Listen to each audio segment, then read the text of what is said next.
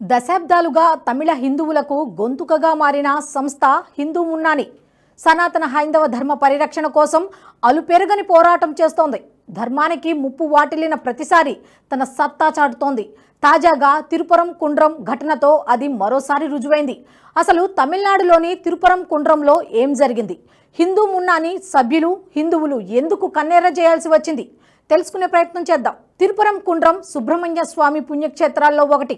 సుబ్రహ్మణ్య స్వామిని తమిళులు మురుగన్ పేరుతో ఆరాధిస్తారు. మదురై పట్టణ సరిహద్దుల్లో ఉన్న చిన్న టౌనే తిరుపరం కుండ్రం. అక్కడ కొన్ని వారాలుగా అశాంతి నెలకొంది. ఈ అశాంతికి గత ఏడాది డిసెంబర్ 27న చివరిలో బీజం పడింది.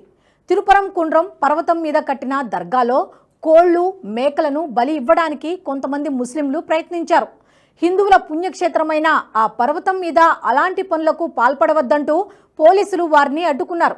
దానికి నిరసనగా సుమారు 25 మంది ముస్లింలు ఆందోళనకు దిగారు. జనవరి మొదట్లో సికిందర్ మసీదు కమిటీ, జమాతే సంస్థలకు చెందిన సుమారు 100 మంది ముస్లింలు మురుగన్ కొండ మీద మసీదులో నమాజులు చేసుకోనివ్వాలంటూ మరోసారి ఆందోళన చేపట్టారు. సుమారు 400 ఏళ్ల క్రితం సుల్తాన్ సికిందర్ అక్కడ సికిందర్ బాద్షా మసీదు నిర్మించాడని వాదించడం మొదలుపెట్టారు. పరిస్థితి ఉద్రిక్తంగా మారడంతో పోలీసులు వారిని తాత్కాలికంగా అదుపులోకి తీసుకున్నారు. ఈ ఘటన తర్వాత తిరుపరం కుండ్రం కొండ మీద జంతు బలులు ఇవ్వడానికి ఎస్డిపిఐ సహా పలు ముస్లిం సంస్థలు ప్రయత్నించాయి. అయితే హిందువులు ఫిర్యాదు చేయడంతో పోలీసులు జోక్యం చేసుకుని వారి ప్రయత్నాన్ని అడ్డుకున్నారు. నిషేధిత ఉగ్రవాద సంస్థ పిఎఫ్ఐకి అనుబంధ రాజకీయ విభాగమే ఈ ఎస్డిపిఐ. జనవరి 18న కూడా ఇస్లామిక్ జమాత్ నేతల నాయకత్వంలో ఒక ముస్లిం గ్రూపు కొండ మీదకు చేరుకుంది. అక్కడ కుర్బానీ పేరుతో కోళ్లు మేకలను చంపి దర్గాలో విందు చేసుకోవాలని ప్రయత్నించింది. అయితే ముస్లింలు దర్గాలో ప్రార్థనలు మాత్రమే చేసుకోవాలని, అక్కడ జంతు బలులు ఇవ్వడానికి అనుమతి లేదని పోలీసులు స్పష్టం చేశారు. ఆ తర్వాత ఇస్లామిక్ సంస్థలు జిల్లాలోని రెవెన్యూ సహా అన్ని విభాగాల అధికారులను కలిశారు. సికందర్ బాద్షా దర్గా దగ్గర బలులు ఇచ్చుకోవడానికి అనుమతులు కోరారు. అయితే మదురై జిల్లా యంత్రాంగం వారికి దర్గాలో ప్రార్థనల వరకే అనుమతి ఇచ్చింది. తిరుపరం కుండ్రం తమిళనాడులో మురుగన్ స్వామి 6 పవిత్ర క్షేత్రాల్లో ఒకటి. ఆ పర్వత ప్రాంతం హిందువులకు అత్యంత పవిత్రమైన ప్రదేశం. ప్రతి పౌర్ణమి రోజున అక్కడ గిరి ప్రదక్షిణ జరుగుతుంది. అలాంటి కొండ మీద జంతువులను బలి ఇవ్వడానికి ముస్లింలు ప్రయత్నించడాన్ని హిందూ మున్నాని సంస్థ సభ్యులు తీవ్రంగా ప్రతిఘటించారు. హిందువులకు పవిత్రమైన పుణ్యక్షేత్రాన్ని ముస్లింలు తమ ప్రార్థనా స్థలంగా మార్చేయడానికి ప్రయత్నిస్తున్నారని హిందూ మున్నాని ఆరోపించింది. అటు బీజేపీ సైతం రాడికల్ ఇస్లామిక్ మూకల చర్యలపై ఆగ్రహం వ్యక్తం చేసింది. స్కందమలైని సికిందర్ మలైగా పిలుస్తున్నారని, అలాంటి హేయమైన చర్యలను అడ్డుకోకుండా డిఎంకే ప్రభుత్వం ముస్లింలను బుజ్జగించే పనిలో బిజీగా ఉందని బీజేపీ తమిళనాడు అధ్యక్షులు అన్నామలై ఆగ్రహం వ్యక్తం చేశారు. డిఎంకే ప్రభుత్వం హిందువుల మనోభావాలను కించపరచకుండా వ్యవహరించాలని, తిరుపరం కుండ్రం కొండపై వెంటనే శాంతి నెలకొనేలా చర్యలు తీసుకోవాలని కోరారు. తిరుపరం కుండ్రం కొండపై ఒక్క రక్తపు బొట్టు చిందినా ఊరుకునేది లేదంటూ హిందువులు తెగేసి చెప్పడంతో పరిస్థితులు ఉద్రిక్తంగా మారాయి. అయితే ఈ గొడవల్లో హిందువులకు ఏ రాజకీయ పార్టీ కూడా మద్దతుగా నిలవలేదు. గత ఏడాది పళనిలో గ్రాండ్ మురుగన్ కాన్ఫరెన్స్ నిర్వహించిన డిఎంకే గానీ, ప్రతిపక్ష అన్నా డిఎంకే గానీ మద్దతు తెలపలేదు. పైగా ముస్లింల గొడవల వెనుక అన్నా డిఎంకే మిత్రపక్షం ఎస్డిపిఐ హస్తం ఉన్నట్టు నివేదికలు వెలువడ్డాయి. ఇలాంటి విపత్కర పరిస్థితుల్లో రాడికల్ ఇస్లామిక్ మూకలకు చెక్ పెట్టేందుకు నడుము కట్టింది హిందూ మున్నాని. తిరుపరం కుండ్రంలో సమర శంఖం పూరించింది. ఫిబ్రవరి 4న హిందూ కాన్ఫరెన్స్ కు పిలుపునిచ్చింది.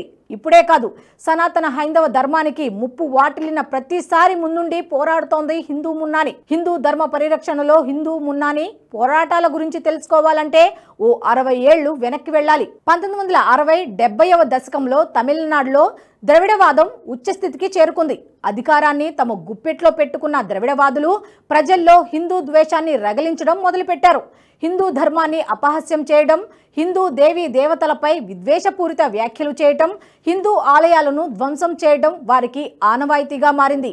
అదే సమయంలో వీరికి ద్రవిడవాదాన్ని భుజానికెత్తుకున్న ద్రవిడార్ కళగం, డిఎంకే వంటి పార్టీలకు రాడికల్ ఇస్లామిస్టులు, సువార్థికుల నుంచి మద్దతు లభించింది. దీంతో హిందువులపై దమనకాండ పెరిగిపోయింది. ఈ దమనకాండను ఎదుర్కొనేందుకు బలమైన హిందూ శక్తి అవసరం ఏర్పడింది. అప్పుడే ఆర్ఎస్ఎస్ సీనియర్ ప్రచారక్ రామ్ గోపాలన్ నేతృత్వంలో పురుడు పోసుకుంది హిందూ మున్నాని. తమిళనాడును ముంచెత్తుతున్న ద్రవిడవాదాల తాకిడి తట్టుకోవాలంటే మొదట హిందువులు ఏకం కావాలని పిలుపునిచ్చారు రామ్ గోపాలన్. ఈ దిశగా హిందువులను చైతన్యపరుస్తూ హిందూ మున్నాని ఉద్యమానికి నాయకత్వం వహించారు. విభిన్న రాజకీయ నేపథ్యాల నుండి వచ్చిన ప్రజలకు హిందూ మున్నాని బలమైన వేదికగా మారింది. రాజకీయ పార్టీల మాదిరిగా కాకుండా హిందూ ధర్మ రక్షణపై ఆసక్తి ఉన్నవారిని స్వాగతించింది హిందూ మున్నాని. హిందూ ధర్మాన్ని పరిరక్షించాలంటే ఆర్ఎస్ఎస్, బీజేపీల్లో మాత్రమే ఉండాల్సిన పని లేదు. డిఎంకే నుంచి కూడా హిందూ మున్నాని మద్దతుదారులు ఉన్నారంటారు కన్యాకుమారిలో హిందూ మున్నాని మాజీ ఆఫీస్ బేరర్ ఎస్పీ అశోకన్. దీన్ని బట్టి హిందూ మున్నాని తమిళనాడులో ఎలా వేళ్లూనుకుపోయిందో అర్థం చేసుకోవచ్చు. తమిళనాడులో ద్రవిడవాద రాజకీయ పార్టీలకు అతీతంగా హిందువులను ఏకం చేసి ఒక సంఘటిత సామాజిక రాజకీయ శక్తిగా ఎదిగింది హిందూ మున్నాని. కన్యాకుమారి జిల్లాలో హిందూ మున్నాని మొదటి తరం నాయకులంతా కాంగ్రెస్ నాయకులే. వీరిలో ఎక్కువగా స్వాతంత్ర సమరయోధులు ఉండేవారు. హిందువులపై జరుగుతున్న మతోన్మాద దాడుల విషయంలో ప్రభుత్వాలు ఎలాంటి చర్యలు తీసుకోకపోవడం, రాజకీయ పార్టీల మౌనం వెరసి హిందూ మున్నానిని మరింత శక్తివంతం చేసింది. ఒక సందర్భంలో హిందూ మున్నాని సభ్యుడు తనులింగ నాడర్ అప్పటి ముఖ్యమంత్రి ఎంజి రామచంద్రన్తోనే వాదనకు దిగారు. కన్యాకుమారి ప్రాంతంలో హిందువులపై జరుగుతున్న అరాచకాలను చూసి చలించిన ఆయన, మీ ప్రభుత్వానికి హిందువులను ఎలా రక్షించాలో తెలియకపోతే దిగిపోండి, హిందువులను ఎలా రక్షించుకోవాలో మాకు బాగా తెలుసు అని తెగేసి చెప్పారట. నాడార్ వ్యాఖ్యలతో ఆశ్చర్యపోయిన రామచంద్రన్ ఆ తర్వాత కన్యాకుమారిలో పరిస్థితి తీవ్రతను అర్థం చేసుకున్నారట. తనులింగ్ నాడార్ కొన్నాళ్లు హిందూ మున్నాని అధ్యక్షుడిగా కూడా పనిచేశారు. ప్రస్తుతం తమిళనాడులో హిందువులకు బీజేపీ బలమైన శక్తిగా కనిపిస్తోంది. కానీ ఒకప్పుడు హిందువుల బాధ్యత మొత్తం హిందూ మున్నాని సంస్థే తన భుజస్కంధాలపై మోసింది. అప్పట్లో బీజేపీని ఉన్నత వర్గాల పార్టీగానే చూసేవారు. ఆ పార్టీ కేవలం కన్యాకుమారి, కోయంబత్తూర్, చెన్నై లాంటి నగరాలకు మాత్రమే పరిమితమయ్యేది. గ్రామీణ ప్రాంతాల్లో కాషాయ పార్టీ ఎక్కడా కనిపించేది కాదు. బలమైన రాజకీయ ప్రత్యర్థిగా బీజేపీ ఎదగకపోవడం కూడా ఇందుకు కారణమని చెబుతారు రాజకీయ విశ్లేషకులు. 80వ దశకంలో హిందూ మున్నాని ఒక్కటే ద్రవిడవాద పార్టీలకు ఎదురు నిలిచి పోరాటం చేసింది. హిందూ మున్నాని ఆ తర్వాత ఎన్నో హిందుత్వ సంస్థలకు బీజం వేసింది. హిందూ మున్నాని మార్గనిర్దేశనంలో హిందూ మక్కల్ కచ్చి వంటి సంస్థలు ఏర్పడ్డాయి. రామగోపాలన్, తనులింగ నాడర్ వంటి నాయకుల మార్గదర్శకత్వంలోనే తన తండ్రి అర్జున్ సంపత్ హెచ్ఎంకేను ఏర్పాటు చేశారని అంటారు ఆయన కుమారుడు ఓంకార్ బాలాజీ. హిందూ మున్నానికి మొదట్లో ఎలాంటి ఆర్థిక వనరులు లేవు. ఆ పార్టీ సభ్యులు సైకిళ్లు, ఎడ్లబండ్లు, బస్సుల్లో ఇంటింటికి తిరుగుతూ హిందువులను ఏకతాటిపైకి తెచ్చేవారు. తమిళులు హిందుత్వ భావజాలాన్ని అర్థం చేసుకునేలా ప్రాంతీయ భాషలోనే నినాదాలు ఇచ్చేవారు. హిందూ మున్నానిలో ఎక్కువగా వినిపించే వెట్రివేల్, వీరవేల్ వంటి నినాదాలు ప్రాచీన యుద్ధ కళకు సంబంధించినవి. 2021 వేల్ యాత్రలో కూడా బీజేపీ ఈ నినాదాన్ని ఉపయోగించింది. ప్రస్తుతం తమిళనాడు బీజేపీలో సీనియర్ నాయకులైన పొన్ రాధాకృష్ణన్, ఎస్జి సూర్య వంటి నాయకులకు హిందూ మున్నానితో అవినాభావ సంబంధం ఉంది. తమిళనాడులో వినాయక చతుర్థి వేడుకల్ని ప్రవేశపెట్టింది కూడా హిందూ మున్నాని సంస్థే. బాల గంగాధర్ తిలక్ నుంచి స్ఫూర్తి పొందిన రామ్ గోపాలన్ తమిళనాట సామూహిక గణేష్ చతుర్థి వేడుకలకు బాటలు వేశారు. హిందువులను సంఘటితం చేయడమే కాదు, హిందూ ఓటు బ్యాంకు విషయంలోనూ హిందూ మున్నాని వ్యూహాత్మక నిర్ణయాలు తీసుకునేది. ఒకవేళ ప్రత్యర్థి హిందూయేతరుడైతే పార్టీలకు అతీతంగా హిందూ క్యాండిడేట్కు మద్దతునిచ్చేది హిందూ మున్నాని. ఒకవేళ ఇద్దరు అభ్యర్థులు హిందువులు అయితే ఇద్దరిలో ఎవరు హిందుత్వవాదాన్ని బలంగా వినిపిస్తారో వారికే మద్దతుగా నిలిచేది. ఈ వ్యూహం ఎంతలా ప్రజాదరణ పొందింది అంటే కొన్ని సందర్భాల్లో డిఎంకే అభ్యర్థులు సైతం హిందూ మున్నాని మద్దతు కోసం వెంపర్లాడేవారు. హిందూ మున్నాని సభ్యులు సింహం ఎన్నికల గుర్తుతో ఇండిపెండెంట్లుగా పోటీ చేసేవారు.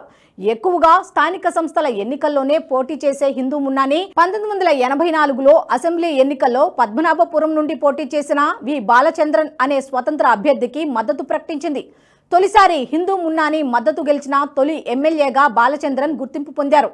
ఇక 1984 తర్వాత తమిళనాడులో బీజేపీ ఉనికి పెరుగుతుండటంతో హిందూ మున్నాని ఎక్కడా ప్రత్యక్ష రాజకీయాల్లో పోటీకి దిగే ప్రయత్నం చేయలేదు. ప్రతి ఎన్నికల సమయంలోనూ బీజేపీతో కలిసి పనిచేస్తూ వస్తోంది. హిందువులను ప్రభావితం చేసే సమస్యలపై అవగాహన పెంచడం, రాష్ట్ర ప్రభుత్వంతో పోరాటం చేయడం వంటి చర్యలు కొనసాగిస్తోంది హిందూ మున్నాని. ముఖ్యంగా హిందూ దేవాలయాల కూల్చివేత, అన్యమత ప్రచారాలు, మత మార్పిడులపై అలుపెరగని పోరాటం చేస్తోంది హిందూ మున్నాని. అయితే హిందువుల తరపున పోరాటం చేయడం సెక్యులర్ రాజకీయ పార్టీలకు నచ్చలేదు. దీంతో రాడికల్ ఇస్లామిక్ గ్రూపులకు హిందూ మున్నాని ప్రైమ్ టార్గెట్గా మారింది. అందువల్ల హిందూ మున్నాని నాయకులు, కార్యకర్తలు దాడులు ఎదుర్కోవాల్సి వచ్చేది. 1983లో బీజేపీ కార్యకర్తలతో కలిసి కారులో ప్రయాణిస్తున్న హిందూ మున్నానీ నాయకుడు సుందరంపై దాడి జరిగింది. ఎస్ఏ బాషా అనే టెర్రరిస్టు కారును అడ్డగించి దాడికి పాల్పడ్డాడు. ఇక 1984లో హిందూ మున్నానీ వ్యవస్థాపకులు రామగోపాలన్కు కూడా హత్య చేసేందుకు బాషా ప్రయత్నించాడు. మదురై రైల్వే స్టేషన్లో జరిగిన ఆ దాడిలో రామగోపాలన్ త్రుటిలో ప్రాణాలు దక్కించుకున్నారు. ఈ 2 దాడులకు పాల్పడిన బాషానే 1998 కోయంబత్తూర్ బాంబు పేలుళ్లలో కీలకంగా వ్యవహరించారు. ఇక 5 ఏళ్ల తర్వాత ఆర్ఎస్ఎస్ నాయకులపై ఫత్వా జారీ అయింది. ఈ సమయంలో హిందూ మక్కల్ కచ్చి వ్యవస్థాపకులు సంపత్ను కూడా ఇస్లామిక్ మూకలు లక్ష్యంగా చేసుకున్నాయి. హిందూ మున్నానీ నాయకులపై నేటికి దాడులు జరుగుతూనే ఉన్నాయి.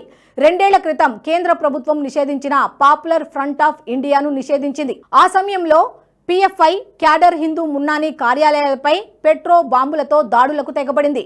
రాష్ట్ర వ్యాప్తంగా హిందూ మున్నానీ నాయకుల ఇళ్లపై కూడా పెట్రోల్ బాంబులు విసిరారు.